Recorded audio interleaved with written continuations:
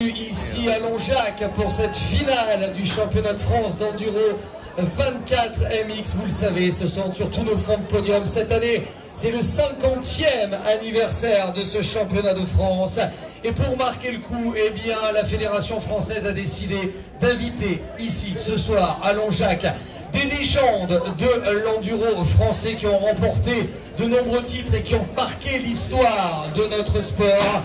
Mais il y a celui que je vais vous présenter en premier a également marqué l'histoire de ce sport, pas vraiment par ses performances sur la moto, mais par sa voix, qui est la voix de l'enduro français, puisqu'il a animé et présenté les épreuves d'enduro pendant presque plus de 35 ans, depuis les années 85-86 jusqu'à il y a seulement 2 ans. Il connaît la pointure de tous les pilotes, il connaît le palmarès de tous les pilotes sur ces 50 dernières années, et lui aussi il mérite une ovation. Je vais lui laisser le micro avec grand plaisir. J'aimerais qu'on accueille sur ce podium Monsieur Jacky Denisot. Jacky, tu fais partie des légendes de l'enduro français. Je te laisse la parole. Merci Mathieu. Bonsoir madame, mademoiselle, monsieur, bonsoir.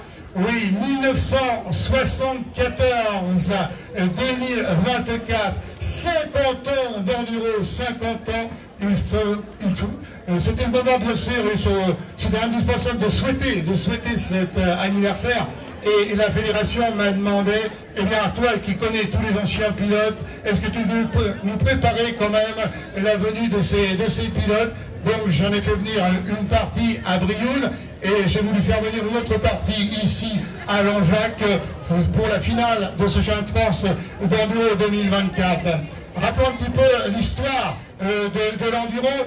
L'enduro a commencé à Brioude en 1972, puisque c'était le premier enduro qui a eu lieu à Brioude. En 1973, il y a eu un trophée de France. Et en 1974, eh bien, ça a été le premier championnat de France qui a eu lieu.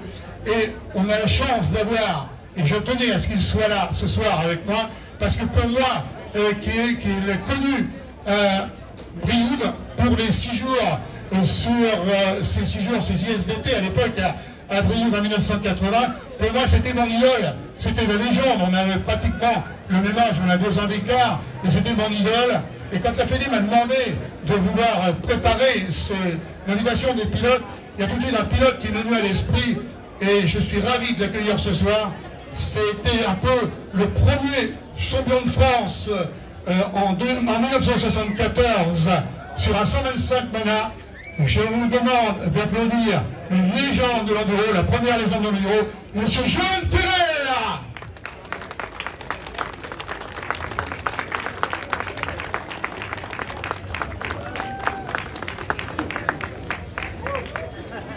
Quel plaisir, mon Joël, quel plaisir que tu sois là.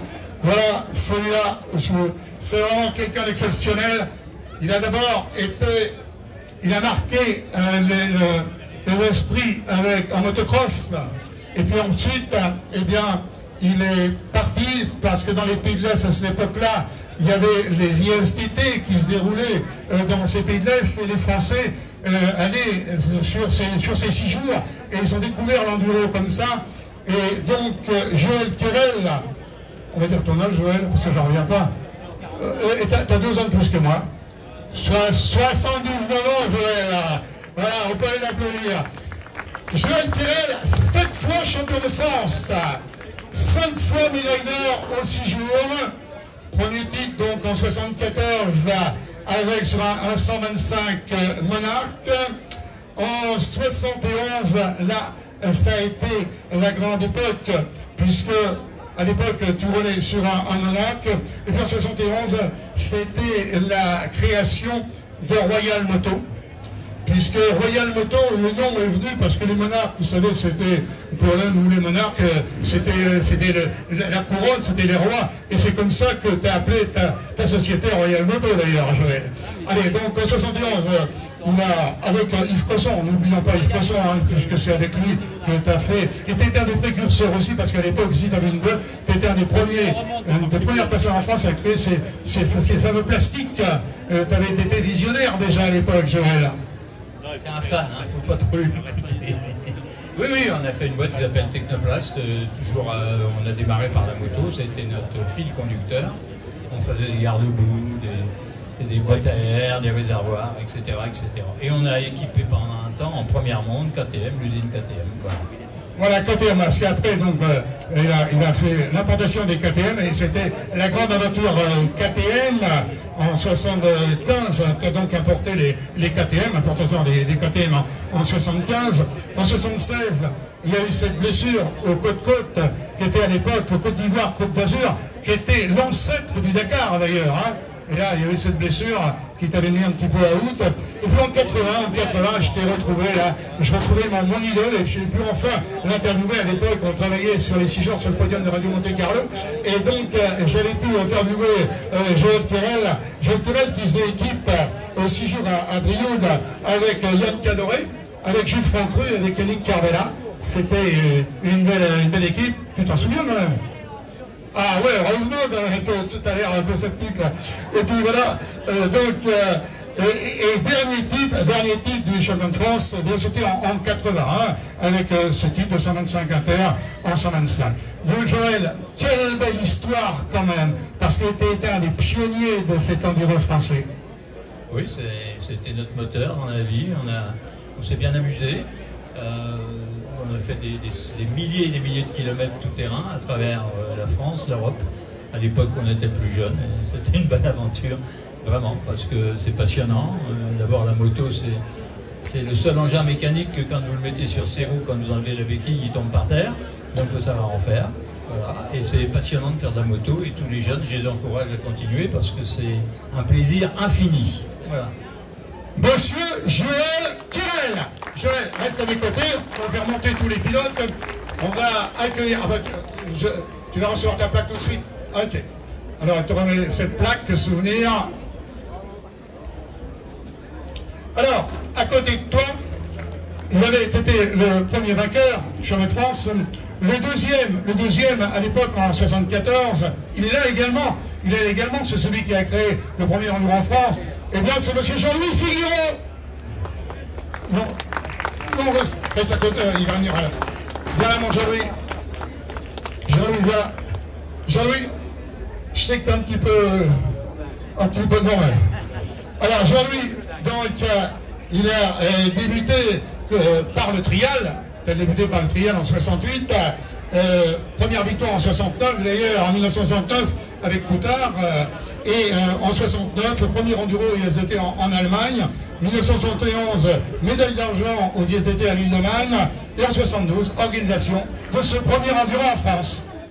Voilà, bah écoutez, c'est comme ça que ça a commencé, une vraie passion par l'enduro. D'ailleurs, j'aimerais bien raconter une petite histoire. Parce qu'en fait, l'enduro, j'ai organisé le premier en 72, vous le savez, c'est pas venu comme ça. C'est venu à Langeac. À Langeac, oui.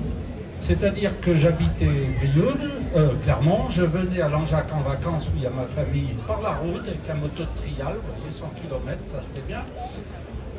Et un jour, j'ai acheté un moteur vu et il faisait un article sur Bergamo. Bergamo, tout le monde de l'enduro connaît. L'an prochain, les 6 jours auront lieu à Bergamo, en Italie. Donc c'est quand même un nom aussi connu que Brioude. Et j'ai lu cet article et je suis parti dans les chemins. Et dans le chemin de Raboulet, d'un coup, comme Jeanne d'Arc a entendu des voix, j'ai entendu une voix qui m'a dit « Jean-Louis, il faut que tu t'occupes de l'enduro », qui n'existait pas. Et 4 ans après, nous avons organisé à Brioude le premier enduro. Mais l'idée est née à Langeac, à 2 km d'ici. Voilà. Et puis ça a continué puisque en 1980, tu as été dans l'organisation des ISDT à Brioude. Tu as participé à une équipe de club, 12e sur 64 en équipe de club d'ailleurs, avec Jean-Guillaume Meillet, avec Thierry Charbonnier qui est là, vous avez vu une belle équipe.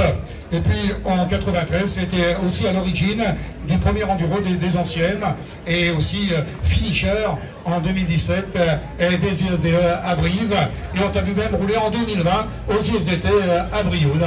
Voilà, on peut applaudir monsieur Jean-Louis Figuereau. Alors oui, parce que je sais que vous avez emprunté aujourd'hui une spéciale qui était pour les 6 jours, c'est la fameuse spéciale du cimetière.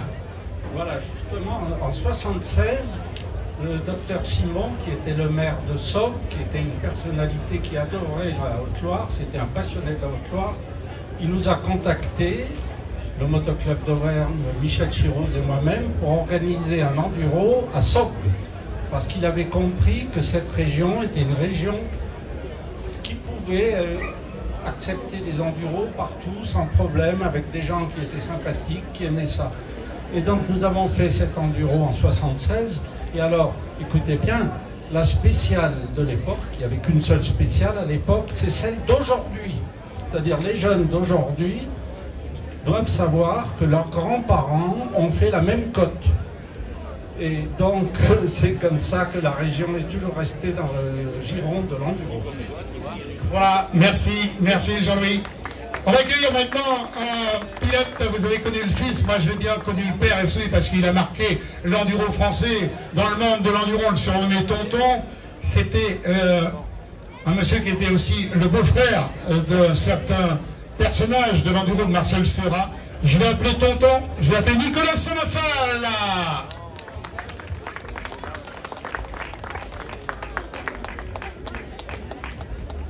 Et ça me fait drôle de vous voir tous les trois là. Et ça me fait drôle de vous voir tous les trois. Ça va Nicolas? Allez, Nicolas Samafal. Nicolas Samafal, il faut le préciser quand même, avant, en 1970, c'était les prémices de l'enduro, il n'y avait pas encore d'enduro en France, mais il y avait quand même des épreuves tout-terrain, et Nicolas a été vainqueur d'une épreuve de rivalité tout-terrain à Cognac, sur une ossa comme celle qui est exposée là-bas. Et puis ensuite, il a fait sa première épreuve d'enduro à Brioude en juillet 72. Il avait terminé deuxième avec une 2,5 ossa aussi, derrière Coutard. Au bout de 74, malheureusement, 74 c'était le service militaire, donc t'as pas pu voler. Et puis en 75, il a terminé troisième du championnat de France 2,5 sur une ossa. Et puis en 76, avec son beau-frère, c'était la création de la CIMA. Et de 75 à 80, eh bien, nombreuses places de 5e et 4e en championnat de France. Alors il faut dire, on a parlé avec Joël, Nicolas, on a parlé avec Joël et puis avec toi. À l'époque, ça se passait sur 2 jours. Et le classement, on marquait des points, seulement les 10 premiers marquaient des points. Hein, c'est bien ça, hein? Exactement. Ah, je crois que c'est faire une boulette. Hein. Voilà, Nicolas Samafal. Ensuite, eh bien, c'est le passage à Xarna avec Marcel Serra. C'est aussi 9 participations aux ISDT. Et en équipe de France, en vase et en trophée, avec 2 médailles d'or, une médaille d'argent, une médaille de bronze. Et là, je l'ai déroulé à Brioude aussi, en 80, avec Drobec, avec Popol Charles, avec Gilles Lallet, avec Denis Lacroix et Francis Guérand. Un pilote aussi qui a gagné le bol d'herbe et 2 fois les 24 heures de Bretagne, et de 81 à 89, il m'en parlait tout à l'heure, parce que je lui demandais, mais tu te rappelles quand tu étais en sidecar cross? Il m'a raconté l'histoire, parce que je ne connaissais pas quand même comment tu es venu au sidecar cross, il me l'a pris tout à l'heure. Et bien voilà, donc, et 2 fois champion de France aussi de sidecar cross, et puis ensuite ça a été le préparateur de tous les top pilotes sur la CIMA. Alors, Nicolas, qu'est-ce que tu retiens de ces grandes années quand même, et les grandes années de la CIMA? Bah écoute, moi je regarde des super souvenirs, surtout parce qu'on en a chié, mais chié grave, parce que à l'époque c'était, on n'avait pas une GLC à chaque enduro, mais il y en avait bien 2-3 dans l'année. Hein. Et bon, des anecdotes, il y en a plein. On pourrait écrire un livre. Et puis préparateur des pilotes, parce que tu as préparé toutes les motos de certains grands champions aussi. Ah bah moi je pense que la majorité des enduristes ils sont passés par la CIMA, donc c'est moi qui prépare les motos. Quoi. Voilà, et t'as vu, le duel Royal Moto et CIMA continue quoi. Hein?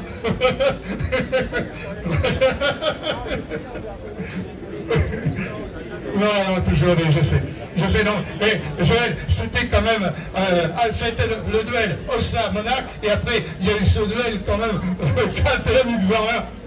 Oui, mais dans tous les sports, c'est pareil, c'est pas très grave. Voilà, je disais à Nicolas, on a fait une première balade ensemble. À l'époque, on avait des monarques, il n'était pas Ossa. Il était venu, on était parti en caravane à l'île de Man faire les premiers 6 jours. donc on se connaît bien. Et comme moi je m'étais cassé la figure, on a pêché des tonnes de maquereaux dans le port de Douglas à l'île de Man. Alors on a fait des choses ensemble. Bon, voilà. Nicolas, merci à vous parce que ça nous avait tellement plaisir de vous avoir tous les trois et je tenais à vous avoir tous les trois, vraiment. Allez, la petite plaque remise par Vincent.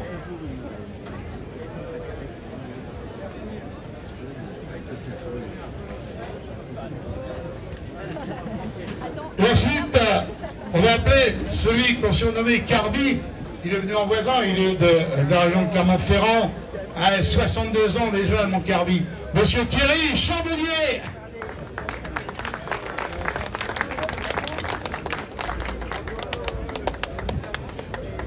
Alors mon Thierry, je l'ai déroulé, lui, il avait, quand vous l'avez vu, ses premières années, il avait 16 ans quand je l'ai connu, tu te rends compte, Thierry, 16 ans. 16 ans. C'était avec un 50 Fantique, et c'était en 78. En 79, champion de France enduro 50 cm3 en Open, tu avais 17 ans. En 87, vainqueur de la Coupe du Monde enduro en 3,5 4 temps. Et en 88, champion d'Europe d'enduro sur IAM 3,5. Champion du monde de 6 jours à Nantes. Dans l'équipe, c'est 6 jours à Nantes. Et 5 fois champion de France enduro, endurance tout-terrain. Et participation à plusieurs Dakar. Très belle carrière aussi, hein, Thierry. Tu as été en Auvergne un des pionniers aussi dans le monde de l'enduro. Oui, bah c'est vrai que je suis arrivé après la génération de Jean-Louis Figureau, de Jean-Guy Meillet. On avait un motoclub qui s'appelait le motoclub de Brioude, qui est très performant à l'époque, qui nous aidait bien. Je me rappelle de M. Meillet, à l'époque, je ne sais pas s'il y en a qui s'en rappellent, qui faisait beaucoup pour l'enduro. Et par chance, j'ai pris le bon d'entrée et je me suis toujours régalé à faisant de l'enduro et j'en fais toujours. C'est toujours ma passion. Voilà, et puis passionné, oui, jusqu'au bout, et nombreux Dakar aussi. Hein. Ouais, mais là, c'était pas pareil. Je dirais que dans ma carrière, je me rappellerai certainement ma carrière d'enduro, toutes les spéciales qu'on allait faire avec les copains à pied, tout ce qu'on a pu faire. Le Dakar, c'était différent. Voilà, monsieur Thierry Chambonnier. On va accueillir maintenant un pilote qui a marqué beaucoup parce qu'il a été 9 fois champion de France d'enduro de 2000 à 2009, sauf en 2001 où il avait fait l'impasse. Je vais vous accueillir monsieur Marc Germain.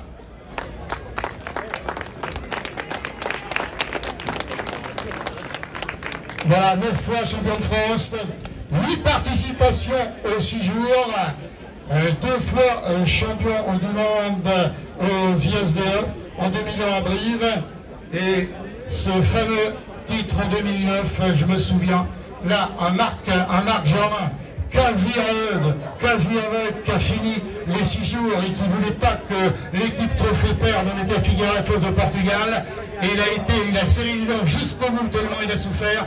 Il m'a dit, je veux pas que les copains perdent les 6 jours, perdent le titre de champion du monde pour moi. Il a été jusqu'au bout. Tu te rappelles de cette galère, Marco?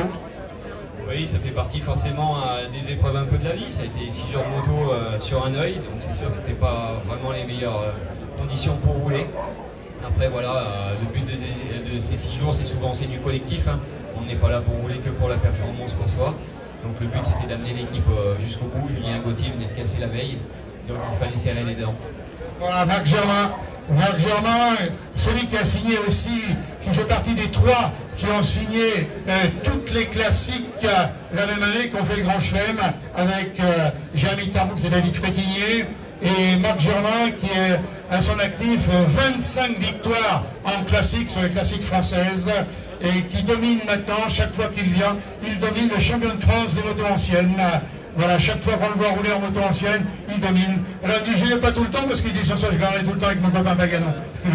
Et puis Marc Germain, ça a été ce beau passage aussi à l'équipe de France à Armetaire FM en 97 et 98 aussi. C'est vrai qu'aujourd'hui, l'équipe d'enduro de l'Armetaire, ça a été un vrai tremplin pour beaucoup de pilotes. Moi, j'ai eu la chance d'en faire partie. Il faut quand même savoir que la Fédé plus l'Armetaire nous prenait en charge pendant 2 ans avec des motos, un entraîneur, et ça a permis à pas mal de pilotes de pouvoir sortir du lot et peut-être faire des carrières. Moi, ça a été mon cas. S'il n'y avait pas eu l'Armetaire et la Fédé, j'aurais jamais pu faire ce que j'ai fait. Merci Marco. Monsieur Marc Germain. Allez, la plaque souvenir de la Fédé. Alors Jean-Louis, il l'a eu lui à Brioude, donc on ne l'a pas regretté. Carbi aussi, il l'a eu à Brioude, il est avec nous aussi également à Brioude. Et là, je vais faire monter une légende et je tenais vraiment à ce que cette personne soit là quand je vais appeler. Eh bien, j'ai tout de suite eu un « oh oui, par tous les moyens je viendrai ». Pourquoi? Parce que, je vais vous le dire dans un instant, c'est quelqu'un qui a énormément marqué le monde de l'enduro. Je veux vous demander une ovation pour Lulu Limpi, notre Lulu.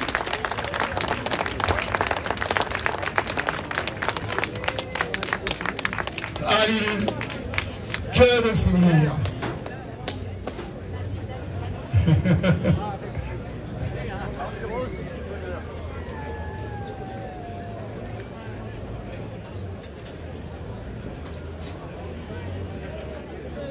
Que de souvenirs, Lulu. Alors Lulu, pourquoi c'est quelqu'un d'exceptionnel? Écoutez bien, dans le monde de l'enduro, ça n'a jamais été fait. Elle roulait en national avec les mecs, pas avec les filles. Hein. Et eh bien, Lulu a été en 2007 à 2008 champion de France national 3 devant tous les mecs. C'est unique au monde de Lulu Limpi. Alors, parlons un petit peu de Lulu. Lulu, elle a été championne de ligue à 9 ans en 80 cm3, en 92, 93, 94. En 95, elle était championne de ligue de Normandie, elle avait 12 ans. En 99, c'était le passage en 125. Et puis 2000, c'était la rencontre avec Marcel Seurat. Et elle est devenue pilote Xerna Enduro et Supermotard, avec comme professeur un certain Laurent Pidou. Hein, comme professeur en supernote, tu sais qu'on l'avait à Brioude, ça peut être triste. Hein. Voilà. Ensuite, eh bien, Lulu, ça a été en 2001, début en championnat de France et championnat d'Europe, en 125 juniors. En 2004, elle est officielle gaz-gaz. En 2005, elle participe à son premier Dakar, avec à l'époque le challenge Euromaster qui permettait à des pilotes d'avoir un guidon sur le Dakar. Olivier Pain et toi en ont fait l'expérience bien sûr. 2006, ça a été cette chute pour le Dakar en évitant un gamin. Pour ne pas blesser un gamin, tu t'es blessé fortement. Hein. C'est là qu'on voit la classe d'une Lulu. Et en 2007, donc 42e du Dakar. Et puis ensuite, 5 fois championne de France d'enduro, 4 fois avec les filles en 2005, 2006, 2007, 2012, et National 3, championne de France National 3 en 2008, 5 fois vainqueur du trophée féminin aux ISDE de 2008 à 2012, 4 fois championne d'Europe. Qu'est-ce qu'on en a fait des pays d'Europe ensemble? Qu'est-ce qu'on en a fait 2007, 2008, 2009, 2010? 2 fois championne du monde, 2010 et 2011. Et en 2012, ça a été la fin de la carrière. Et puis après 25 ans de moto, donc en 2014, devenue conseillère pour la FIM. Voilà. Quel beau parcours, quelle belle carrière. Allez, parle-nous un petit peu de ce bon souvenir, Lulu. Bah écoute, merci Jackie, merci pour l'invitation. Je suis ravie d'être là, ça fait longtemps que je n'ai pas parlé dans un micro, ça fait bizarre. Je me rappelais même pas que j'avais fait tout ça. Le temps passe vite, ça fait 10 ans que je suis sortie du circuit de la compète. Je roule toujours, j'ai toujours un gros de temps dans le garage, je prends toujours autant plaisir. Des courses, j'en ai fait plein, ça a rempli ma vie, ça m'a fait grandir, ça m'a fait rencontrer plein de gens que je revois encore ici, pour lesquels j'ai beaucoup de plaisir à revoir. Voilà, apparemment je suis une légende, mais apparemment quand on est une légende c'est qu'on est vieille, c'est que ça y est, je suis passée de l'autre côté. En tout cas, je suis toujours les jeunes qui roulent. Bravo à tous, et puis merci pour l'invite, en tout cas. Et puis Lulu quand même, qui est devenu maintenant architecte quand même. Hein. Et c'est bon, Lulu, je veux faire quoi d'être architecte maintenant. Voilà, merci Lulu, merci. Allez, on va accueillir maintenant encore une légende. Une légende par le charisme du personnage et qui a été adulé du public. Je vous demande d'accueillir sur une ovation à monsieur Antoine Méo.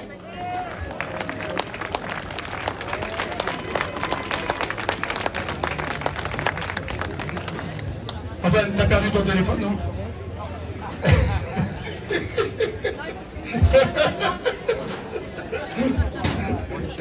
Bon, c'est pas une petite mise en boîte, hein.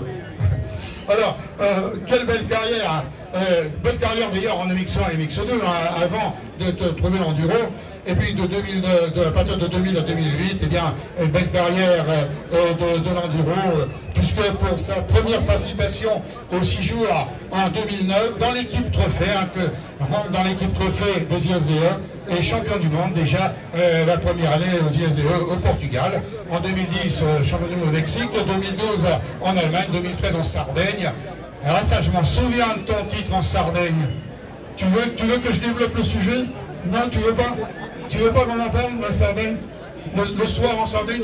Non, on va pas en parler. Allez,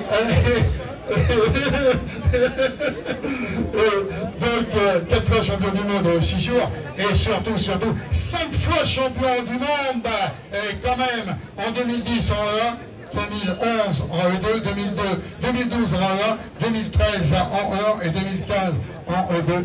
Quelle belle carrière pour un crossman qui est venu en monde de l'enduro et qui était venu un des chouchous du public. Je te remercie pour un des crossman, c'est gentil.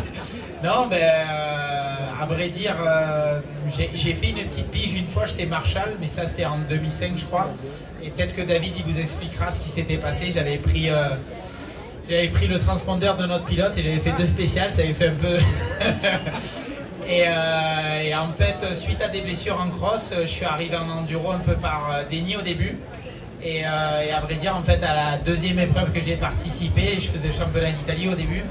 Et du coup, je me suis dit, en fait, c'est mon sport. J'ai plus envie de retourner en motocross. Je suis tombé amoureux de cette discipline, de ses valeurs, du savoir-vivre. Et du coup, je suis resté dans ce monde-là. Et puis, par la suite, après, j'ai eu la chance de faire le championnat de France. On était une bonne équipe. Il y avait, en fait, c'était le mondial. Du coup, tous les week-ends, on venait ici. Et puis ouais, c'était un peu une fête. On se faisait rappeler à l'ordre par miroir parce qu'on était un peu la musique fort le soir. Mais voilà, c'est les valeurs de l'enduro. Et aujourd'hui, je suis content de voir que le championnat se porte bien, qu'il y a beaucoup de monde, que la relève, elle est là. Et voilà. Moi, je t'ai jamais vu faire la fête la veille de l'épreuve. Hein. Sauf c'est souvent quoi.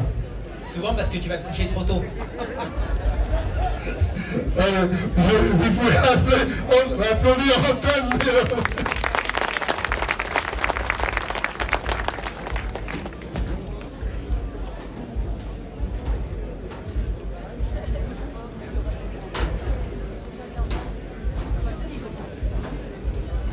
Alors, on va appeler, je ne sais pas s'il est arrivé, s'il est là.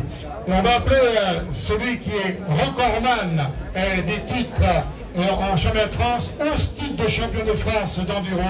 Je vous demande d'applaudir M. Christophe Mametin.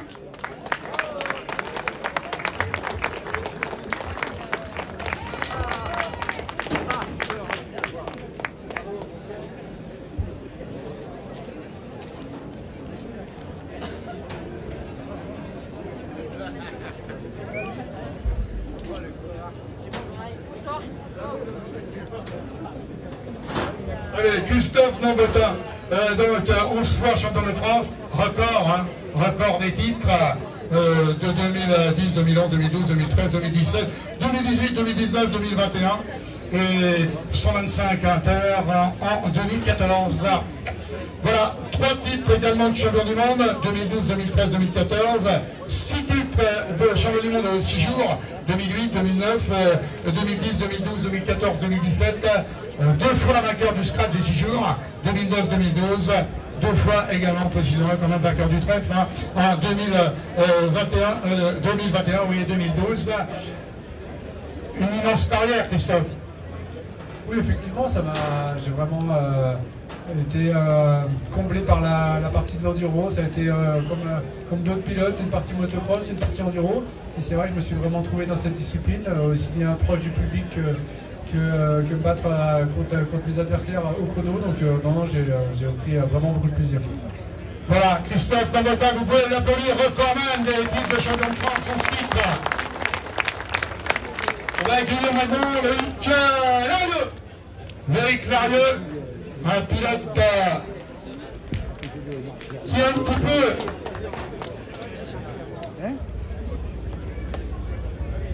On va attendre que salut tout le monde. Loïc Larieux, ça va? Loïc Larieux qui a découvert un petit peu le monde dans l'enduro Et c'était à Saint-Ibéry. Tu avais fait un sprint cross, c'est là que je t'ai découvert d'ailleurs à Saint-Ibéry sur un sprint cross. Et je vois ce crossman qui taxe tous les enduristes. Et à la fin, je vais retrouver le président, parce que dans mes copains, j'avais le Carrier. Je lui dis, dis donc, ton gars, là, je connaissais le nom en cross, mais là, les enduristes, il nous a mis d'accord. Ah, il a mis d'accord, oui, il avait gagné, et de loin. Et c'est là un petit peu qu'il est venu dans le monde de l'enduro. Et ça a été payant, puisque champion de France, après son titre de champion de France MX 2005 et 2006, en 2013, donc il arrive en enduro. 8 titres de champion de France d'enduro. En 2013, 2015, 2016, 2017, 2018, 2019, 2020, 2022. Champion du monde également en 2019 en E2. 3 fois vice-champion du monde, 2017, 2018 et 2020. Et 3 fois champion du monde aussi junior en 2013 en junior et 2015-2017 en trophée. Là aussi, Loïc, une belle carrière, une belle reconversion. Ouais, c'est vrai que ça fait loin hier, l'Enduro Sprint de Saint-Ibéry. La chose positive, voilà, c'est que la passation entre le cross et l'enduro s'est bien faite, puisque voilà, le palmarès quand même est bien rempli. Aujourd'hui, je suis encore là, pour le moins performant, mais je suis encore là. Je me fais toujours autant plaisir, et puis voilà, c'est sympa de revenir dans des épreuves comme ici, où il y a encore vraiment un engouement populaire et des supporters, des vrais. Donc voilà, très content d'avoir roulé encore aujourd'hui, même malgré les conditions difficiles. Merci Loïc. On va accueillir sur ce podium, il a été avant Gélique Miroir le promoteur du championnat de France. Un garçon qui a marqué un immense tournant. Si vous en êtes là dans le championnat de France, vous allez pouvoir remercier ce monsieur parce que c'est grâce à lui. C'est un pilote il a innové dans le monde de l'enduro et vous allez voir sa carrière. Et moi, je lui dois beaucoup parce que j'ai énormément travaillé avec ce garçon. Je vous demande d'accueillir monsieur David Castera.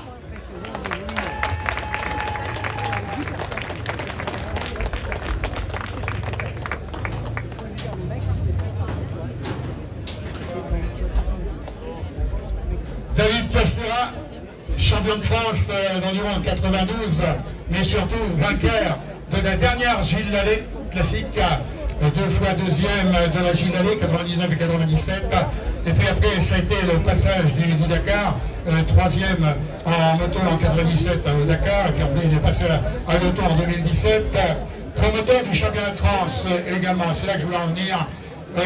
Avec David de 2000 à 2017, je suis un promoteur du championnat de France, et c'est lui qui a fait arriver en France le cross-country, qui a créé le cross-country.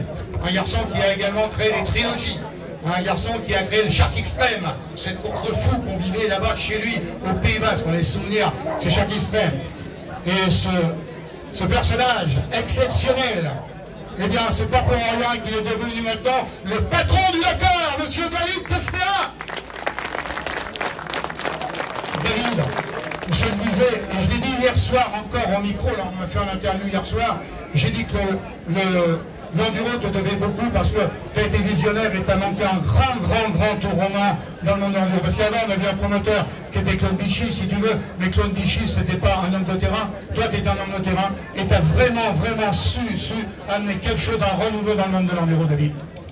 Oui, peut-être. Ce qui était important aussi à l'époque et qu'il est toujours aujourd'hui, et ça, au-delà de tous les pilotes qui sont là, c'était les organisateurs.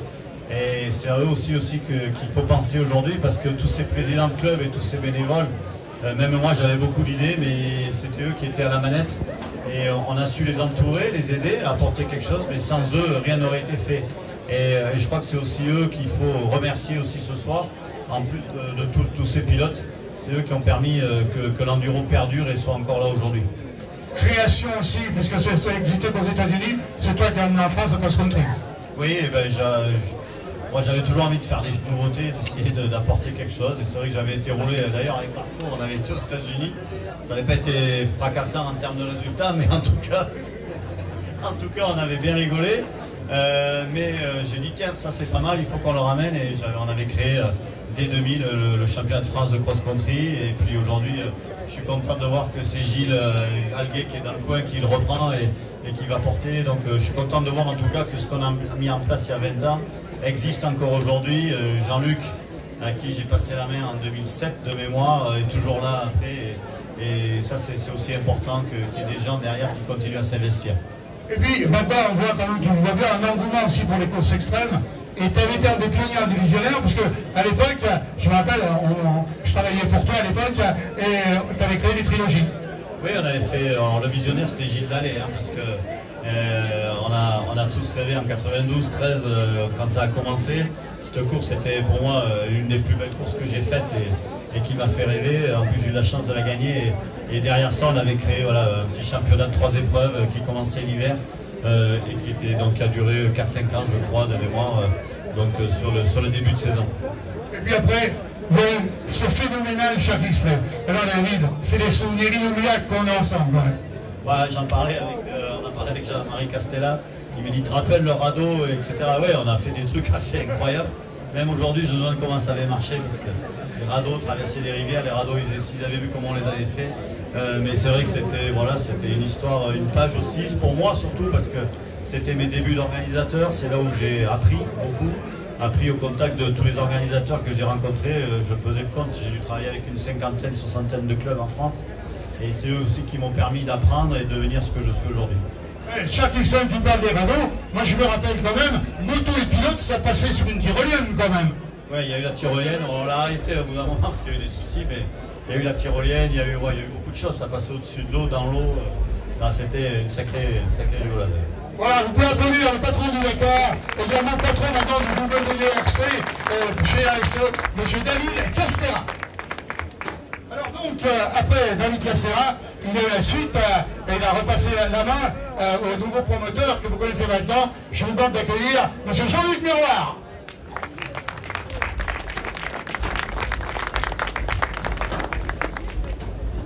Alors Jean-Luc, ça a été avant tout un excellent pilote. Hein. Il a été une fois champion de France, il a été 5 fois vice-champion de France, il a été 4 fois médaillé aux 6 jours. Et puis lui aussi, c'est un homme incarné, puisque avec lui, on a fait quand même pas mal de choses. On a fait la montée auvergnate, on a fait également les 24 heures tout-terrain, le Bol d'Herbe, hein, qui était un peu la suite du Bol d'Herbe.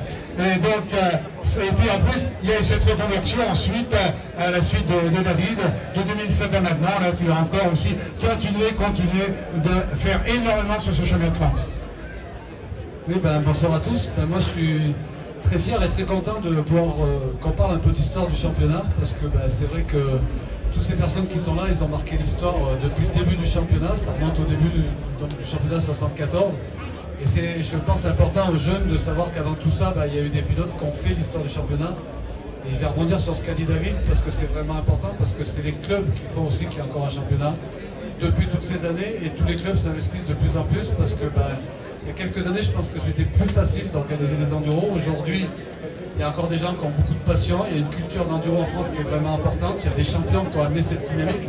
Je pense qu'aujourd'hui, on a un pays, il faut être fier d'avoir des champions et fier d'avoir des belles organisations. Mais tout ça, c'est des passionnés, c'est des bénévoles qui font tout ce travail-là. Et sans ces bénévoles, il n'y aurait pas de championnat de France enduro, il n'y aurait pas de champion, il n'y aurait rien. Donc c'est vraiment à tous les clubs qu'il faut dire un grand merci. Et quand je vois encore aujourd'hui une super épreuve, malgré une météo compliquée, et tout ce public qui est là, et tout passionné et tout ça, je suis vraiment fier de tout ça et c'est vraiment top. Merci Jean-Luc, vous pouvez l'applaudir également. Allez, je vois là-bas également un des pilotes malheureusement qui est accidenté. Et moi j'ai plaisir à le retrouver sur le podium aussi parce que je connaissais énormément sa maman, Nicole Bassot, qui a été une grande pionnière, qui a roulé sur le Dakar et tout, une personne que j'ai appréciée énormément. Et bien je demandais à Mathias Bellino de venir nous rejoindre sur ce podium. Allez Mathias, viens nous rejoindre. Mathias Bellino, champion de France, une fois champion de France, 2 fois champion du monde junior en 2012, champion du monde 3 en 2015, champion de France junior en 2012, 3 fois vice-champion de France, 2011, 2015, 2016, et champion du monde aux 6 jours, en 2011 en Finlande, 2012 en Allemagne et 2013 en Sardaigne. Voilà, l'autre fois tu t'étais sauvé, je n'avais pas pu t'avoir. Et là, je t'avais dit que tu vas être là pour... Oui, mais c'est bien, mon Mathias. C'est bien. Voilà. Je crois que vous pouvez applaudir ces belles brochettes de pilotes. Et je vais appeler reste avec nous. Je vais appeler le vice-président de la Fédération française de motocyclisme. Je crois qu'il va... Vincent, ça fait plaisir quand même le monde de l'enduro réuni aujourd'hui. Bonsoir à toutes et à tous. Oui, c'est même presque un moment d'émotion puisqu'on a commencé à Brioude. Il faut savoir que le cinquantenaire, c'est venu d'une idée. Un jour, je déjeunais avec le président de la fédération et puis il a dit tiens, c'est l'année des cinquantenaires. Puis on a dit est-ce qu'on ferait pas quelque chose? Et puis c'est parti de là. On a commencé à Brioude. Là, on termine, on va dire, à quelque part à Langeac, où, comme l'a expliqué Jean-Louis Figueroa, c'est là où on est vraiment l'enduro. Donc moi, je suis vraiment fier de tous les gens qui ont répondu présent. Je rebondis sur ce que David et Jean-Luc ont pu dire aujourd'hui. C'est clair que les clubs, c'est la force de la fédération. Si la fédération n'a pas de club, il n'y a rien qui va se passer. Donc merci à tous. Et puis c'est une page de l'histoire. La semaine dernière, on a vécu un moment historique avec une nouvelle page, avec la victoire au 6 jours. On est dans une bonne dynamique. Donc que l'enduro continue encore pendant au moins 50 ans. Merci. Voilà, écoutez, j'étais ravi de reprendre le micro ce soir avec vous et vous retrouver sur ce podium du championnat de France. Ça m'a fait un immense plaisir. Je vous souhaite à tous une très bonne fin de soirée, un très bon week-end. Et je repasse la parole à celui qui a cédé le micro. Et j'étais content de retrouver un speaker officiel maintenant du championnat de France. Celui qui était à mon écoute. Je voudrais bien me rejoindre Mathieu Volmar. Parce que ça, c'est la relève aussi. Vous avez de la chance qu'il a accepté de prendre ma suite. Et ça me fait énormément plaisir de te retrouver à ce micro, mon petit Mathieu. Allez, je te laisse le micro. Merci à toi, Jackie. Je crois qu'on peut une nouvelle fois les applaudir très fort parce que si on aime l'enduro aujourd'hui, c'est grâce à tous ces champions, et grâce à David et Jean-Luc à l'organisation également, grâce à Jackie qui vous a fait vivre pendant de nombreuses années toutes ces courses du championnat de France et autres. On va faire une petite pause de vraiment 2 ou 3 minutes seulement, le temps